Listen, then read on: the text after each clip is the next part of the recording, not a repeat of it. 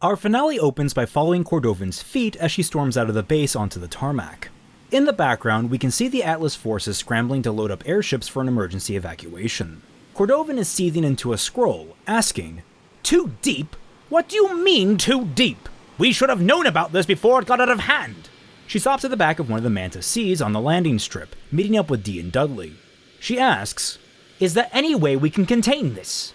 This is when she catches the Harlight seawall flickering out of the corner of her eye, just in time to see the first segment fail. With a steely look, she declares into the scroll, "I want all personnel off this island in 5 minutes. We're going home." The three board the airship and it takes off as the first wave of grimm hit the tarmac, swarming over the base.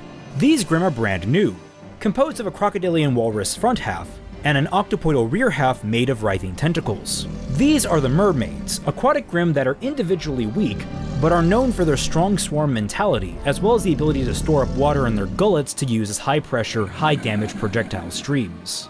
As Cordovan's ship ascends, Dee asks politely, "Ma'am, what about the Crusader?" Cordovan watches as the last Manta crew fails to take off in time and are completely overrun by the grimm. Another Manta that's still rising is bombarded by water blasts, wearing away the metal and tearing through the wing, causing it to crash. Cordovan scowls. "Unfortunately, we'll have to leave it here. It's not ready for transport."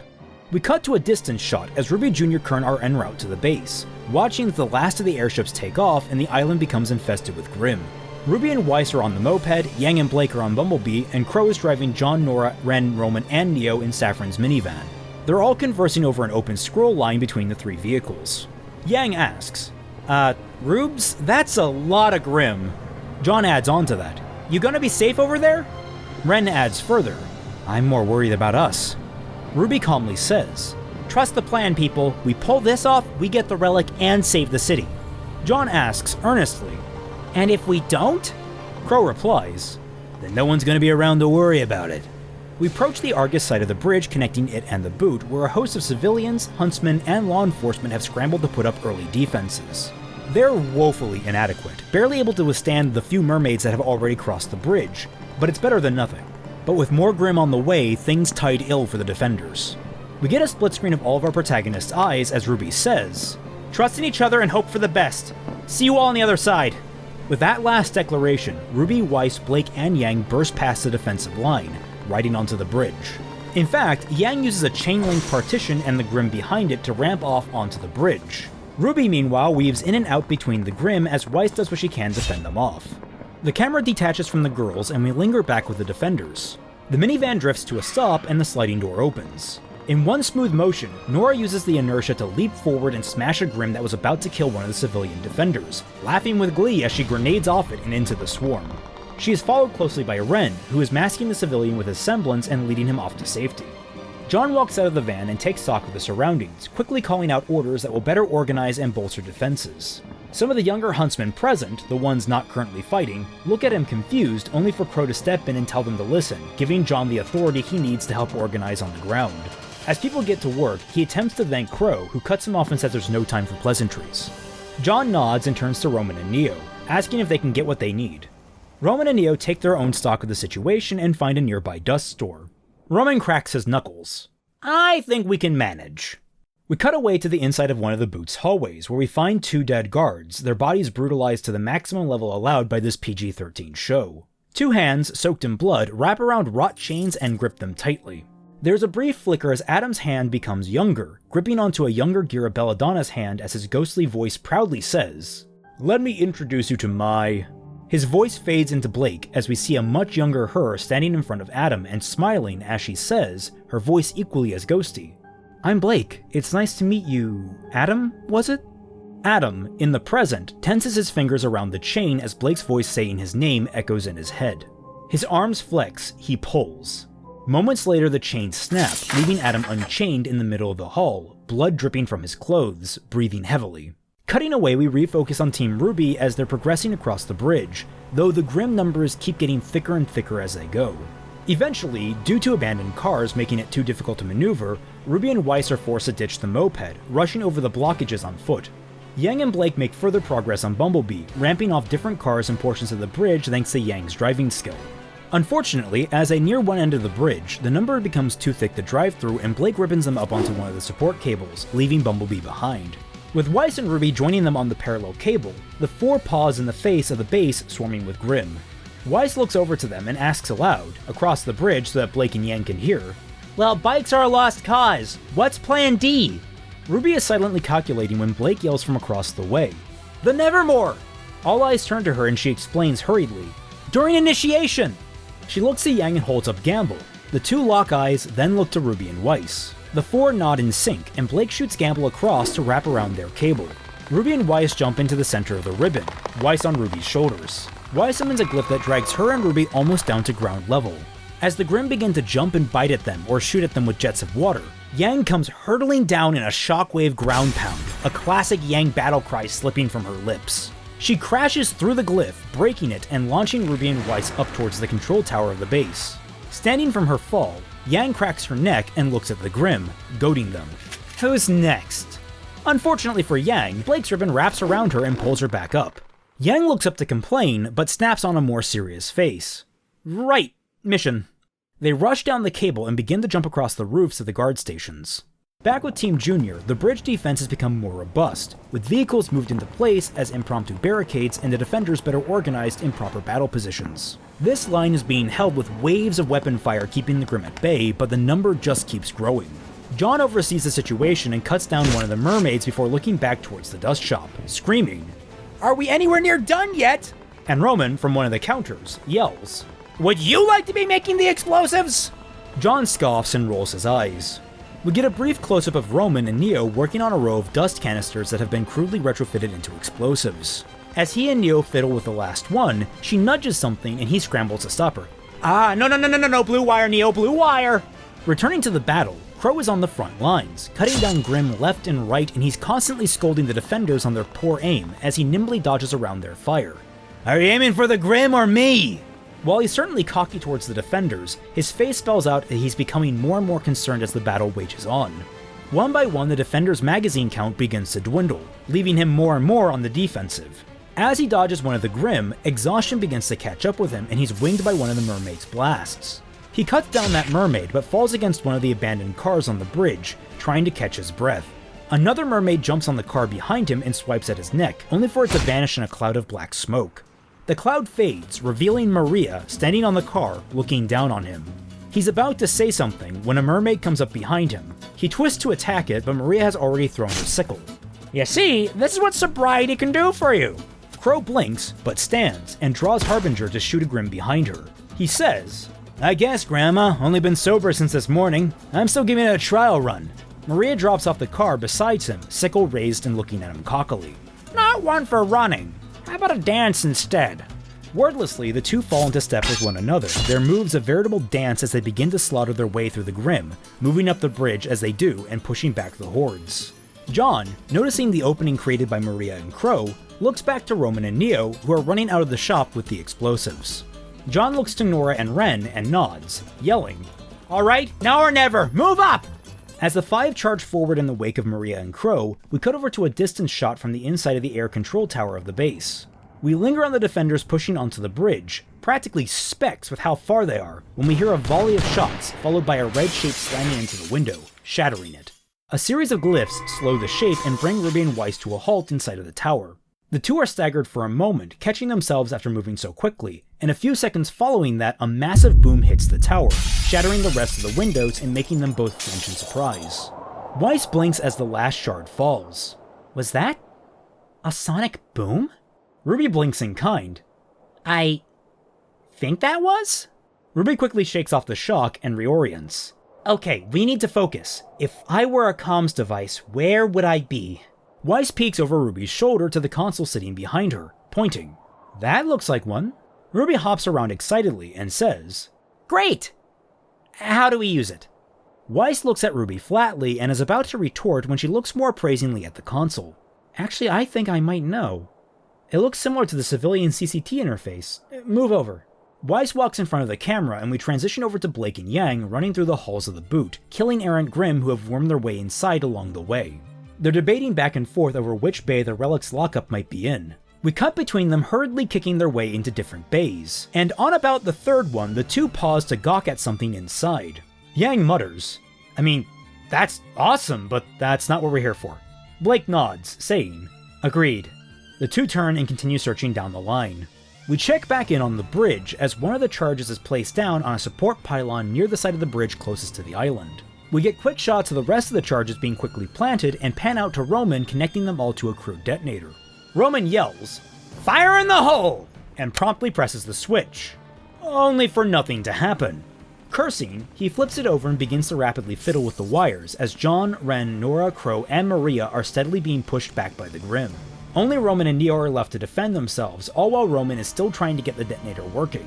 After several close calls where Roman basically dodges through the entire fight, he gets the detonator started, with sequential beeping serving as the timer. Wiping his brow in relief, he listens to the beeping for only a moment before commenting dryly, "That is beeping far faster than it should be." Cutting back to the comms tower, Weiss instructs RWBY to stand in a particular spot, and a moment later a hologram of Cordovan appears, patently confused. Over on her personal ship, we can see that there's a matching hologram of RWBY. Immediately, RWBY opens up by calling, "Cordovan!" Cordovan snarls at RWBY, "What are you doing? I hope you know you're trespassing." RWBY shoots back, "Then come back here and arrest me." Cordovan scoffs, "You know that." RWBY cuts her off. "I don't care. I trusted you. The people of Argus trusted you. They need you now." Cordovan winces at being cut off, but continues somewhat composed. "The people of Argus must learn to fend for themselves. They knew we were leaving." RWBY retorts, "Not this soon. They expected to still have protection after you left. The walls are down." Cordovan is dismissive, catching the attention of Dee and Dudley as she says, "The walls can be repaired at a later date. I'm sure the riffraff of Argus can use a little thinning out." Up at the controls of the airship, the pilot's knuckles whiten around the control yoke. Behind the pilot's seat, Dudley subtly flips a switch on the control board. We're then treated to shots of the other ships in the fleet receiving the audio and visual of Cordovan's call. RWBY continues, pleading, "There won't be a later date for Argus!" In tandem, Weiss is fiddling with the console and manages to project into the conversation video footage of the bridge and how it's swarmed with Grimm. "Doesn't Atlas have a duty to prevent this? Didn't Atlas swear an oath to protect Argus? Didn't you swear that oath?" Cordovan closes her eyes and puts a hand over her heart. "My oath is to the lineage of the Architect, to the Council of Atlas, and to all Atlesians who live under their protection. Decadent misanthropes and the degenerate subspecies they enable are not part of my duty, and will be spared no time nor effort. You ask me to endanger my men and women for the dregs of other nations, and I refuse." There's a beat of silence, getting cuts from around the fleet of the soldiers reacting with shock to Cordovan's speech, ending with RWBY staring in opened-mouthed shock herself. RWBY, voice now considerably more measured, speaks. "I was wrong about you, Cordovan." Her face twists with disgust. "You're nothing more than an intolerant coward." RWBY steps away from the platform, and her hologram dissolves as we hear, "Come on, Weiss, we're leaving." Cordovan sneers as RWBY walks away, and we quickly get cuts from around the fleet of them still listening to the broadcast, the distant echoes of gunfire, explosions, and screams from Argus carrying through the audio. Cordovan orders, "Cut the connection!" And when they hesitate, she snaps, "Cut it now!" Back at the bridge, we see John ushering his team back behind the barricades as the main defenders pick back up the slack of holding off the incoming hordes of Grimm. Crow, injured, is supported by Nora, and as the two go past, John asks, "Where are Roman and Neo?" Crow perks up in alarm. "I thought they were right behind us." John turns to look down the bridge with visible concern. We jump over to Neo as she barely dodges a Grimm and levels a glare to Roman. He throws the detonator down, and the beeping becomes more and more rapid as he and she desperately avoid attacks from all sides. They're not perfect, however, and they take more than a few glancing blows. Neo is about to take a blow, and Roman jumps in front of it, tanking it with Ozpin's cane. Unfortunately, it sends them both tumbling to the ground, and Roman curses in pain as his aura begins to flicker weakly. Neo, looking up, sees the cowl of Bumblebee sticking over the end of a car. Eyes widening, she scrambles to a stand and grabs Roman by the collar, dragging him to his feet. The two stumble to where Bumblebee was abandoned and they jump on, with Neo driving. Unfortunately, her legs don't quite reach the pedal, just like back in the chase during Volume 5. With the beeping increasing in speed and the Grimm rapidly closing in, Neo's eyes flicker around for an idea, and she finds one. Refracted glass creeps down her legs, creating a perfect replica of Yang's lower body, including her decidedly longer legs. Moving the physical illusion, Neo puts pedal to the metal just as the final beeps count down in complete silence. The two of them do not look back as the explosions detonate, weaving in and out between throngs of grimm as the fireball chases them. They blast out onto the island, just barely being missed by the brunt of the explosion, and they slide to a brief stop in the center of the airfield to admire their work. Cables snap and girders groan. We cut over to John and the defenders watching the bridge warble, and people begin to cheer. John, however, holds his breath as the smoke begins to clear. Nora, cheering with the rest, asks him what's wrong. He scowls as the smoke fades, revealing a heavily damaged but still very much intact bridge, and a wave of grimm beyond it. Bitterly, John says, "Oh, come on." A special thanks goes out to all of my wonderful patrons for supporting the channel. If you like this content and want more of it, please consider supporting it. Also consider picking up my new action-adventure novel, The Artificer, which is now available for purchase on Amazon in digital and in print. With that all said, back to your regularly scheduled fixing. We cut over to the relic pulsing quietly inside its safe. We hear the tumble of a lock and light breaks through as Yang cracks the lid open and retrieves the lamp. Blake, next to her, exhales with relief and motions to the room, where lockbox after lockbox have been scattered around, clearly part of a scrambled effort to take what wasn't nailed down. I was worried they may have taken it. Yang nods and replies, "Well, we have it now. Let's get back to RWBY." We jump to a corridor as the two jog down it, Yang pulling out her scroll and calling RWBY. The camera shifts over to RWBY and Weiss, rushing down a different hallway, presumably somewhere else in the base. RWBY picks up, and she asks if Yang got the relic. Yang confirms that she did, and in reply asks about Cordovan. RWBY answers, "She's not coming back." Blake says over Yang's shoulder, "We'll figure out something else. Where are we meeting up? Should we come to you?" RWBY shakes her head. "This place is like a maze. We should meet out on the tarmac." As RWBY says this, there's a slight commotion from Yang's side of the call, with Blake distantly calling Yang's name. There's a pause, and RWBY asks, "Guys? What's up?" We cut to Yang's scroll on the ground next to her foot, the camera pointed down the hallway. The camera focuses on the background, revealing Adam, standing in the shadow of a flickering light. We jump back to RWBY just in time to hear Adam's voice, filled with cold fury, come over the speakers. "No more running!" This is followed by the rushing of footsteps and the drawing of a blade. RWBY screams into the mic, calling for her sister, but receives no response. Weiss and RWBY share a look of alarm before RWBY says, "Come on, they can't be far from the lockup."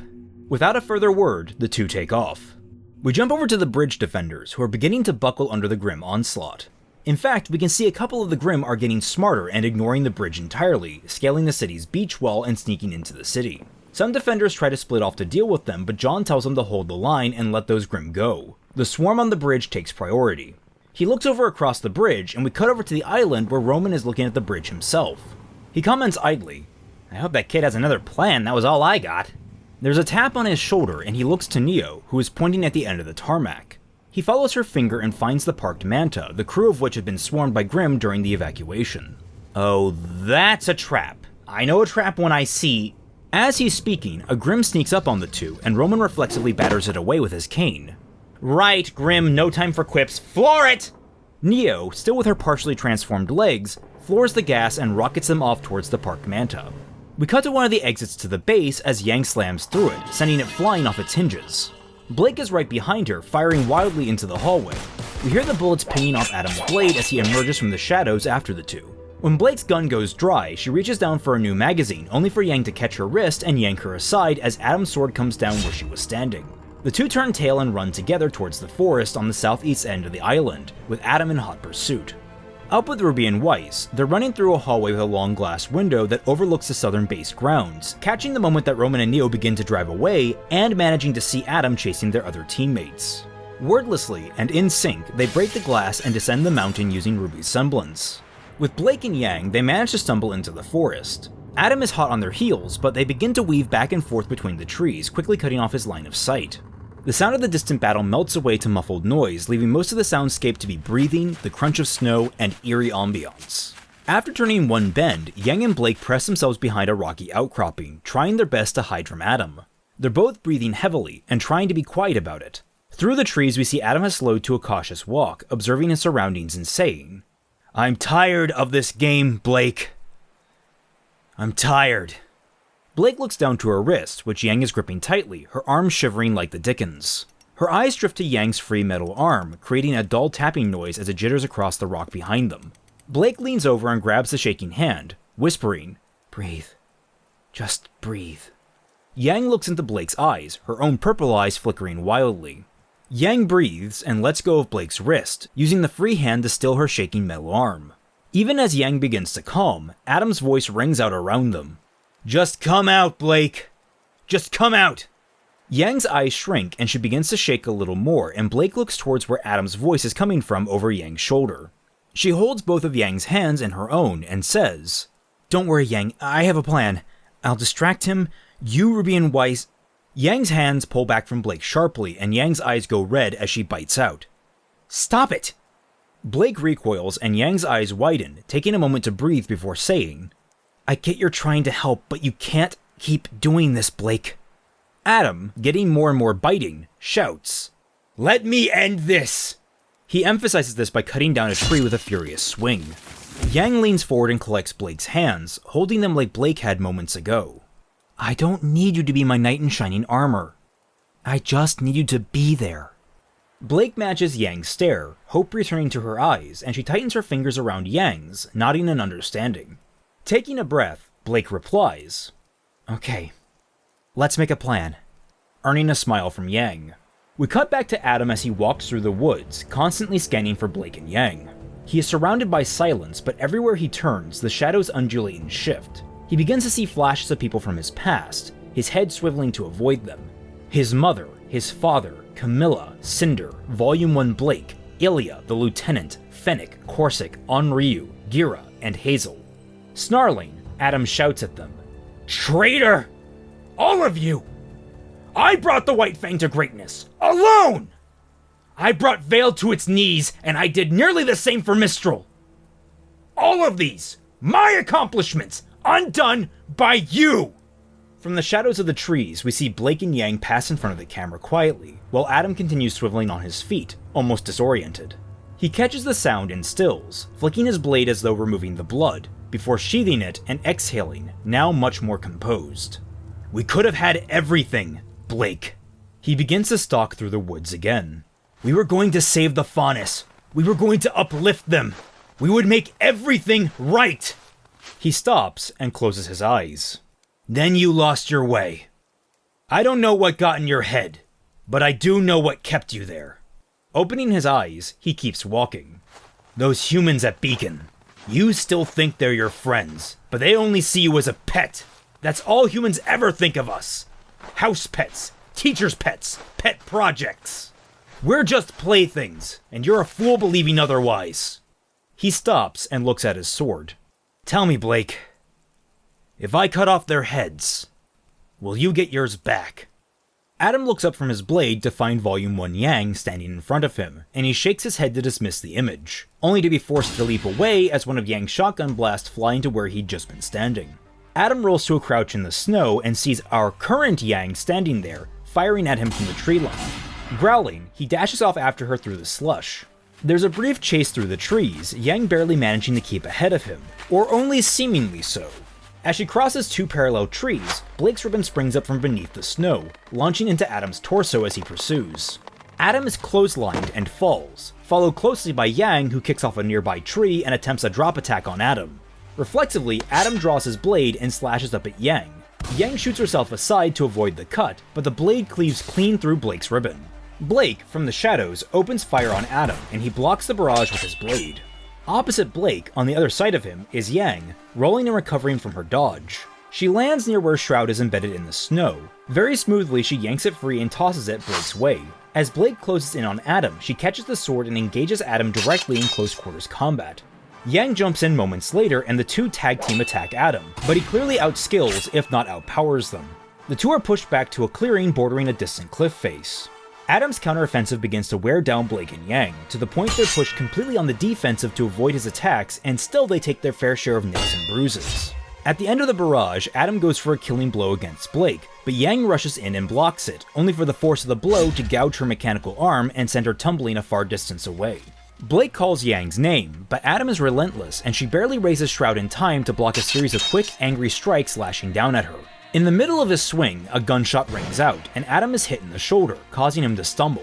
His eyes shoot in the direction of the shot, finding RWBY kneeling in a tree, cycling another round home. Before Adam can react, a giant ethereal blade comes swinging down from behind him, and he narrowly has time to dodge out of the way as the armored Gygus attacks. Weiss is at the opposite side of the clearing from RWBY, deep in concentration as she controls the Gygus. It attacks Adam, and for a brief moment he's on the defensive, evading attack after attack.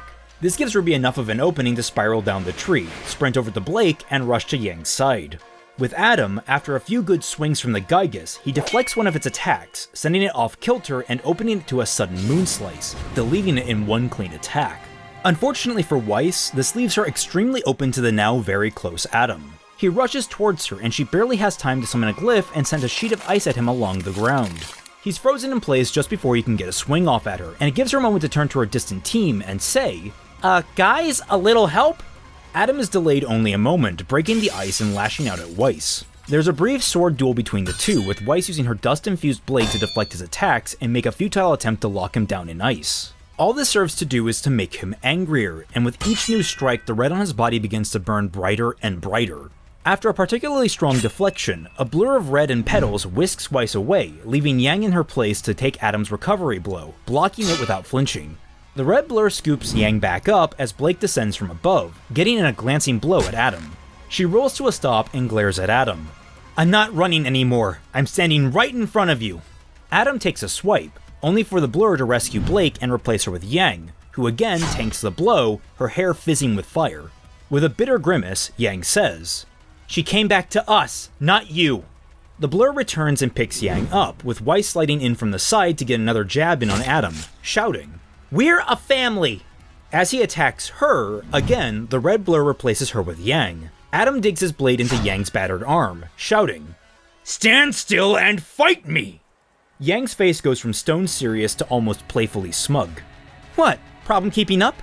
The cycle repeats, with Yang being whisked away only for another member of the team to attack and be replaced with Yang when he attacks them. All the while, Yang's words become more mocking and cruel. "What's the problem, pretty boy?" "Oh, just mister. Did you feel a breeze around here?" "Blink and you missed me." "Oh, sorry, was that your blind spot?" Adam steadily gets angrier, and finally he breaks the cycle by reaching out abruptly and snatching RWBY as she blurs by him. Yang tumbles out of RWBY's interrupted semblance into the trees beside Weiss and Blake, both of whom cry RWBY's name. Adam lifts RWBY by her neck, and she scrabbles for Crescent Rose only for Adam to batter it aside. It falls to the snow and she pulls at his grip. He turns to Yang, Blake, and Weiss, who are all frozen in shock. "No more tricks!" He tightens his grip. "No more games!" With his free hand, he redraws his blade and levels it at RWBY's legs. "You're right, Blake. No more running." RWBY begins to panic, clawing at his unmoving grip. The three girls share a glance, equally as panicked, but Weiss resolves herself and begins to cast a line of glyphs. With a casual flick of his arm, Adam tosses RWBY into the air and lines up a glowing hot moon slice. Time slows as Blake springs off one of Weiss's glyphs and Yang runs along the length of the rest. Blake is launched up into the air right as Adam unleashes his moon slice on RWBY. She's about to fall short before she boosts forward with a shadow clone, slamming into RWBY's side and using Gamble to deflect the slice as best she can. As it absorbs the blow, the metal warps and bends, shattering all the way down the tang. While this is happening, Yang is accelerating faster and faster along Weiss's haste glyphs, reaching Adam in moments. He's barely able to turn his head Yang's direction when her fist connects with his torso, shattering his aura. For a split second, we're treated to a cruel parody of Adam's moon slice, with the world going black and yellow and the force of Yang's punch sending a burst of fire in a massive wave out behind Adam. We close in on Yang's mechanical arm, where it strains and groans under the pressure, twisting and deforming before crumpling and exploding into shards of circuitry and components. Adam is flung an incredible distance into the clearing, crashing and sliding into a DBZ-style divot. The snow around the divot has been vaporized in the wake of Yang's heatwave, stretching as far as the complete opposite end of the clearing. Time returns to its normal speed. Blake and RWBY come tumbling to the ground in a crumpled heap, while Yang falls with a scream of pain, clutching her broken arm. Weiss slumps to her knees, her nose bleeding from the strain of summoning so many glyphs in quick succession. For a moment, there's just heavy breathing as all of Team RWBY catch their breath. Weiss stumbles to her feet and walks over to help up RWBY. Blake watches with concern when Yang walks over and offers her remaining hand to help Blake stand. Blake smiles softly and takes it before noticing the coil metal of Yang's missing arm. Blake opens her mouth to ask, and Yang just says softly with a warm smile, "It's okay." Blake sighs with relief and leans into her. RWBY, doing much the same with Weiss, gives her team an exhausted glance and says, "Thanks." And she clearly wants to say more, but is also too tired. All eyes slowly drift to the crater made by Adam, and the four begin to walk towards him wordlessly, collecting crescent rows on the way. The four keep a healthy distance from Adam, who is sheathing his sword and using it to prop himself up, his hand never leaving the hilt. He's heavily injured, he's coughing up blood, and he's swaying as he fails to completely stand. Yang shakes her head and says, "Just stay down." Blake adds, "You wanted this to end, Adam. You got what you wanted." Adam blearily looks up to her and tries to retort before coughing up a particularly thick wad of blood. Weiss separates from RWBY and steps forward to address Adam, looking down on him with genuine empathy. "I'm sorry this happened, for what my family did to you. It wasn't right." Adam looks up at Weiss with bafflement before his face grows cold and spiteful. "Fuck you, Schnee." In a flash, Adam lunges forward, drawing his blade at Weiss. He doesn't get far, as a single gunshot rings out around the clearing. Adam's form goes limp, and he falls into the mud, Wilt and Blush clattering to Blake's feet. The other three members of the team turn back to look at RWBY, who has crescent rose in its rifle form, barrel still smoking. She's staring at Adam, face professional, calm, but the underpinnings of shock keeps her mouth slightly agape. As the silence washes over them, she keeps her rifle trained on Adam's lifeless form. We cut over to the other side of the bridge, where the defensive line has begun to crumble. Defenders are being pushed from both sides, with Grimm that have scaled the beach walls now pressing in on them in addition to the ones crossing the bridge, catching the humans in a pincer. John, Nora, and Ren are rushing around, trying to assist where they can, but it's clear that all order has collapsed and they're about to be overrun. From the sky, a manta descends and opens its bay doors, revealing Neo and beyond her, Roman in the pilot's seat. She beckons them inside, and Roman adds, "Get everyone inside! We need to get the hell out of here!" John stabs down at a mermaid and looks to Roman with bafflement. "People are still— my sister! Their kid!" Roman quickly offers, "Fine, we'll swoop around, get them and the brat, but we need to get the hell out of this city." John shakes his head. "Pyrrha's family's here too, and—" Roman cuts him off, shouting, "Look, kid, you gotta cut your losses! We can't save everyone!" John grimaces, but orders everyone onto the ship. While Nora and Ren share conflicted looks, they fall in line once John steps on board. Roman watches them board and rolls his eyes, saying, "First sensible thing you've all done." Before he can finish, John's sword stabs into the seat between Roman's legs, inches from his groin. Roman is stunned as John leans in and says, "We're not leaving Argus, we're falling back." Ren asks, "What can we do?" And Nora chimes in from the door where she's oogling a mounted weapon of some sort. I think this is a grenade launcher." All eyes fall to her and John shrugs. "Well, that's a start." Roman groans, rolls his eyes, flicks some switches, and relents, saying, Fine, didn't want to live very long anyway." We cut back to Team RWBY, with all four of them still frozen in shock over RWBY taking what was a fatal shot on Adam. Blake looks back to Adam's body and falls to her knees, her hands coming to rest on Wilt and Blush, stunned. The lingering silence is cut when they hear distant explosions coming from beyond the forest. The group snap out of their trance, and they all hesitate before rushing to a nearby cliff face to get an eye on what's happening at the bridge. Blake lingers behind just a moment to give Adam one last bitter, heartbroken glare before picking up Wilt and Blush and following after her teammates. From a distance, we can see the invasion in a broad scale, with swarms of inky black forms writhing over the bridge and shorelines, with more pouring over the main body of the Boots Island. The four girls look at this in despair, with Blake voicing, heartbroken, "That's it. We lost." Yang runs her remaining arm through her hair. What are we even supposed to do against that? The camera pulls in on RWBY's face, cutting off her eyes, mouth a grim line. Behind her is Weiss, who glances at her, only to double-take and stare in panic. "RWBY, you're not—" RWBY doesn't respond, and, in fact, she begins to jog forward up to the peak of the cliff, her speed increasing as she goes. Weiss and Blake run after her, and Yang is slightly slower on the uptick but catches on moments later, chasing after her as well. Blake yells, "RWBY, it's not worth it!" Weiss shouts, "You'll find another way!" Yang finishes, "I swear to God, if you forget me, I will punch you until you don't!" RWBY stops at the top of the cliff, and her team are close behind, stopping just shy of her as Blake says, brokenly, "Those are our memories too, RWBY." RWBY doesn't spare them a glance, closing her eyes and concentrating. The world goes black to match, and we hear RWBY say, "I'm sorry." There are flashes of silver and flashes of memories, and for one of the few times this volume, I can say this happens like in the original, minus the giant dumb bee. We do add a few exclusive scenes, but it all culminates in bad memories for RWBY, and the silver eyes fail to manifest. RWBY's eyes flicker silver as she opens them, and then flicker, and then flicker, and then she begins to cry. Tears streaming down her conflicted face, RWBY falls to her knees and cups her face in her hands. "I can't do it. I can't. I don't want to forget." Her teammates walk closer and Yang drops down beside her, wrapping her in a 1.5 armed hug, saying, "No one's asking you to." RWBY leans into her sister and weeps. "But Argus, John's family, Maria, everyone, they're counting on me." Weiss and Blake fall into the hug pile and Weiss counters, "They're counting on us, RWBY. We did what we could." Blake adds, "We can't save everyone." RWBY is quiet, but then squeezes her eyes shut and hardens her face, pushing through the hug pile and declaring, "But I can try. Why have this power if I can't use it to save people?" Resolute, she stares at the bridge, and Yang belatedly and softly delivers the reply on behalf of all three of them. "Okay." RWBY steps forward from them and closes her eyes again. Breathing deeply, RWBY tries to focus, and we get happier memories for this scene, culminating in Summer Rose turning to face RWBY.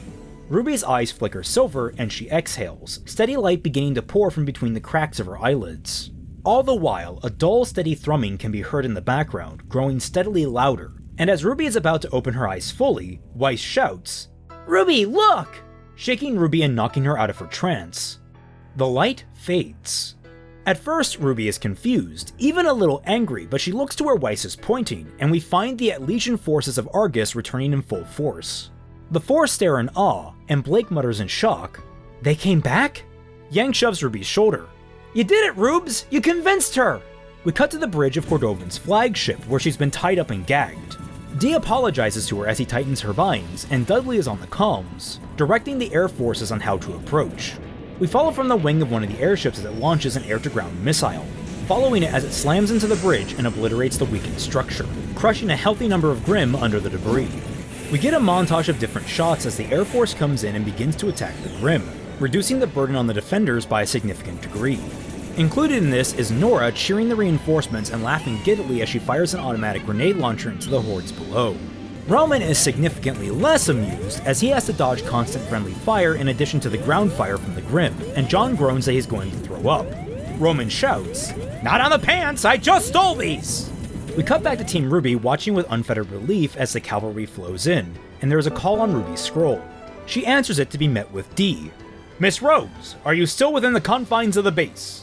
RWBY only manages to squeak out an awkward, before he continues. "If you are, I recommend you leave post-haste." The four look over as Cordovan's Manta C hovers near the large hangar at the back of the boot, where air forces are cutting their way through a horde of grimm.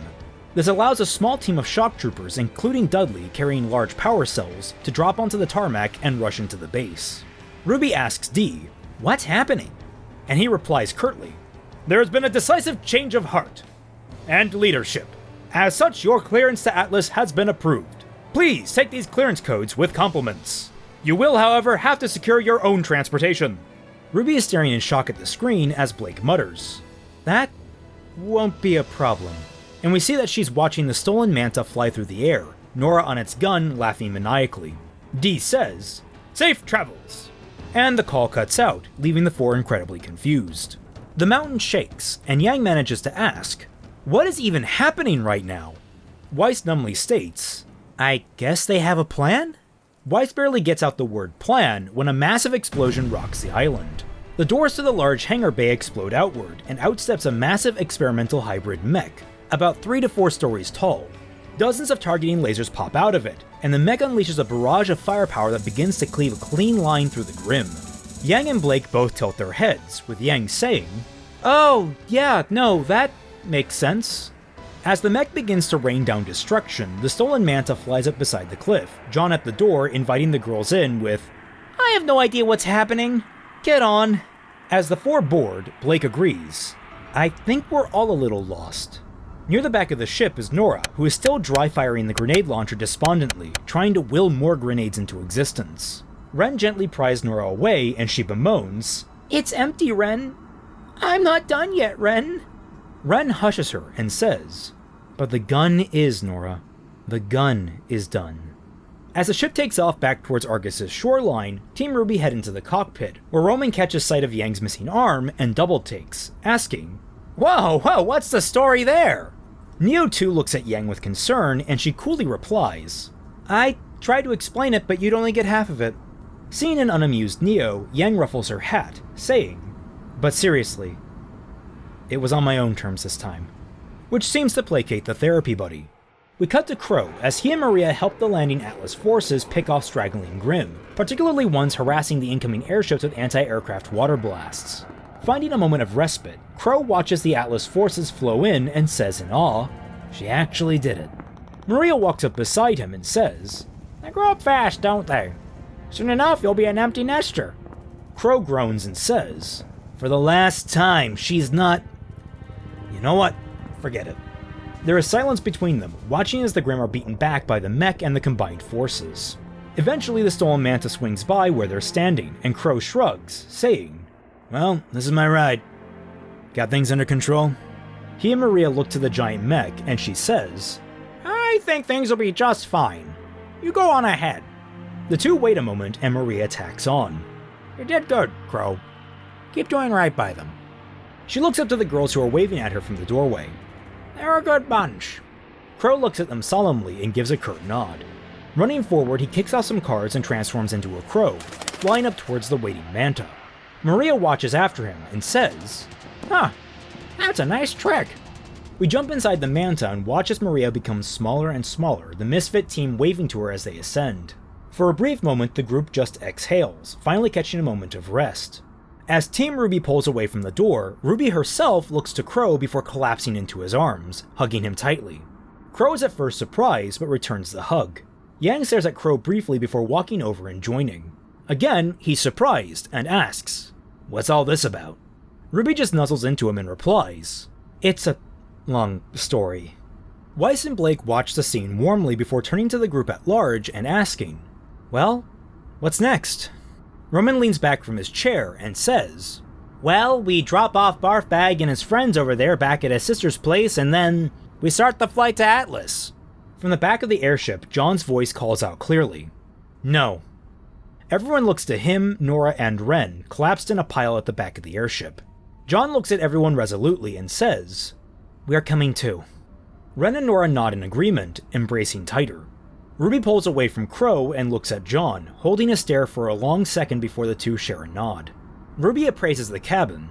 She looks to Yang, as she is pulled aside by Blake with a first aid kit. She looks to Neo, who is watching Yang with concern before Roman redirects her to one of the co-pilot controls. And she looks to Crow, who chuckles at her gaze. Raising a brow, RWBY asks, "What are you laughing about?" Crow just ruffles her hair and says, They do grow up too fast." RWBY shoves off his hand and pouts at him, only to have Weiss lay a hand on her shoulder. The two share a quick smile before RWBY looks out the open door of the manta, towards the battle that's slowly winding to a close. The audio fades into a purely orchestral score as we cut over to where Maria is still cutting through Grimm, briefly pausing to correct her aging back before leaping back into the fray. We cut to the Nikos family on their couch, watching the battle on the evening news. We cut to Saffron, looking sadly at a brief message sent by John, telling her he's going to Atlas, as Tara and Adrian hug her tightly. We cut to just outside Argus's walls, where Cardin, Bronze, and Sky are all carrying a heavily injured but alive Russell on a stretcher, sighing with relief as they come out of the tree line. We cut inside of Cordovan's ship, as the tied-up commander struggles against her binds, trying to shout at D through her gag as he directs Atlas's forces. Our last shot in Argus is of the Crusader, the colossal Atlesian mech, crushing and blasting the mermaids still on the island. We focus in on one of the Grimm, and its attention swivels, ignoring the mech and the town it's defending to look out over the water in the direction of our hero's manta. It, along with almost all of its compatriots, begin to slink back into the waters, chasing after the relic pulsing silently on Yang's belt. Yang and Blake have sat down next to each other, with Blake having passed out on Yang's side. Yang looks at her warmly before looking back to RWBY and passing off the lamp. RWBY accepts it and walks up between Roman and Neo in the cockpit, fastening the relic to her belt. Standing between the two chairs and looking out the windshield, she declares, "Alright then. Onward to Atlas." We cut to outside the Manta as its doors slide close and it speeds off over the ocean into the horizon. The line of the horizon bleeds away into a travel poster for Argus, featuring its wide scenic ocean views and its temperate weather. The camera pans back and we find ourselves at a snowy landing pad in the middle of a snowstorm, where an Atlas transport has landed. The pilot walks out against the wind and meets with two members of the ground crew, shouting as he appraises his ship. "Sorry about all the ruckus, but I got turned around in the snowstorm. Just need enough fuel to make it back to Atlas." One of the ground crew is flipping through his scroll while the other is rushing around back to fuel the ship. The man with the scroll shouts back, "Don't blame you. Storm came out of nowhere. Unfortunately, we only got so much fuel to spare. Command isn't supplying the outpost like it used to." The pilot replies, "Whatever you got, I'll take." The ground crewman nods and the pump begins to thrum. He then asks, "Anything else?" He turns and motions to the door. "You can pass the storm here if you want. The coffee's shit, but it'll do the job." The man doesn't receive an answer, as his aura flares out and his chest bursts with a two-pronged red blade. He slumps down off of it, revealing the manic grimm of Malachite, taking off the pilot's cap and letting her hair fall free. A moment later, the other ground's crewman is flung from behind the airship into a wall with a sick cracking noise. The wind dies down and the storm fades as Cinder, wearing a set of brand new threads, comes strutting around the ship. Idly, she comments, "That's a nasty trick of yours. It'll come in handy." Malachite turns and says in Cinder's voice, "Thank you." Immediately, Cinder's face hardens, and we can see the cold set in around them through the vapors in the air and the frost crawling up Malachite's skin. "Don't get cute with me," Cinder hisses, leaning as Malachite's teeth begin to chatter. "Either of you." Malachite glares at Cinder as she walks past her into the base. With an indignant pout, Malachite turns and drops her hat, momentarily obscuring the camera.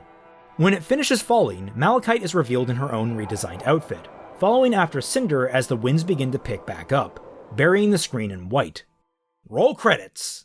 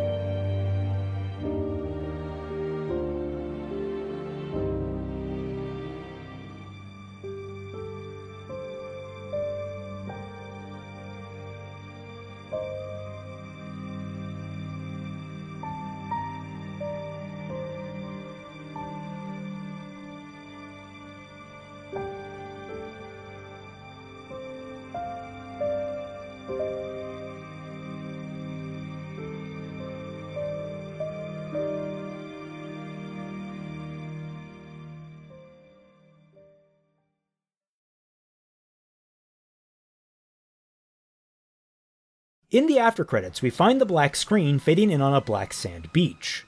The camera pulls up to show Salem, standing at the shores of the grim liquid ocean, her eyes affixed to the horizon. Keeping her eyes locked there, she steps forward, onto the tar, her feet refusing to sink in. She reaches a point quite a distance from the shore, crouches, and reaches down to run her fingers through the ichor. Pulling her hand free, she stares at the liquid sifting through her fingers with either indifference or curiosity. It's hard to distinguish which.